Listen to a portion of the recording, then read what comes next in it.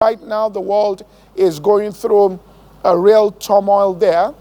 And there are scriptures that God has given to his people, portions of scriptures that he has given. That though you walk through the valley of the shadow of death, fear no evil, for I am with you. I've prepared a table before you in the presence of your enemies, and your cup is going to run over.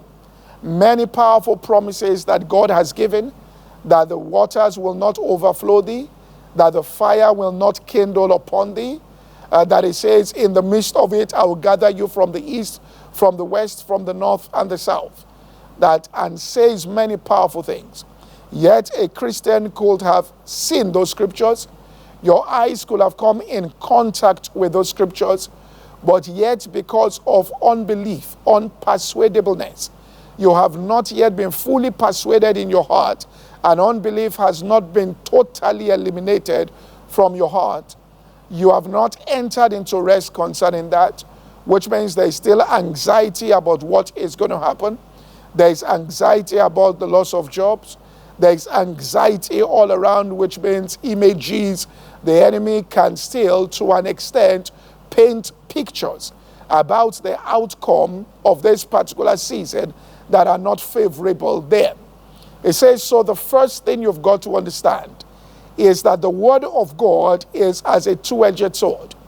It has to go into your heart and do a work on the inner side of you as that two-edged sword, and pierce into the dividing asunder of your soul and of your spirit.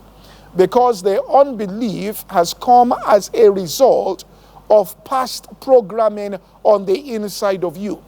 For everything that you have heard, everything that you have seen with your eyes, even when you cannot consciously remember those things, they are actually stored in a part of your being that is called the spirit of your mind.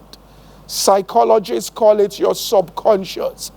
And therefore, when you're about to make decisions, when you find yourself in a certain situation, right, all of those images, right, just spring up and govern and regulate. They create anxiety.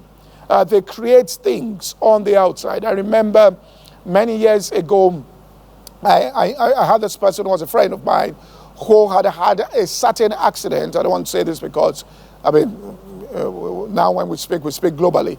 But I had a particular type of accident. It was a domestic accident in the kitchen.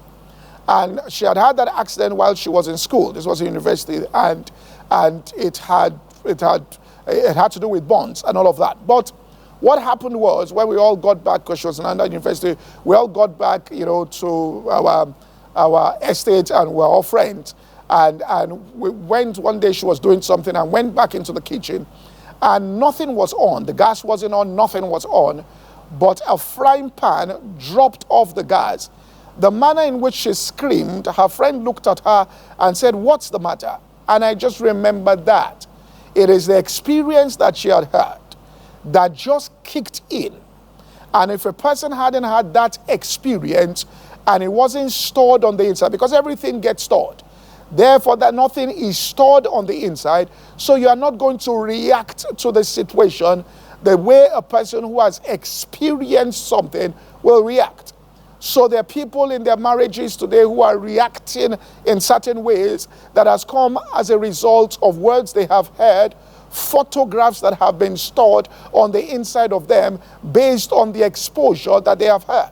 That's what happened to the children of Israel, where one could not just explain why people who had experienced so much of the power of God, the Red Sea had parted, they had seen the power of God move, manna had come out of heaven, many powerful things had happened, but yet these people, when they stood at the verge of the promised land and they acknowledged how wonderful the land was, they still saw themselves as grasshoppers there, and they saw the people in that place as giants. You want to know why?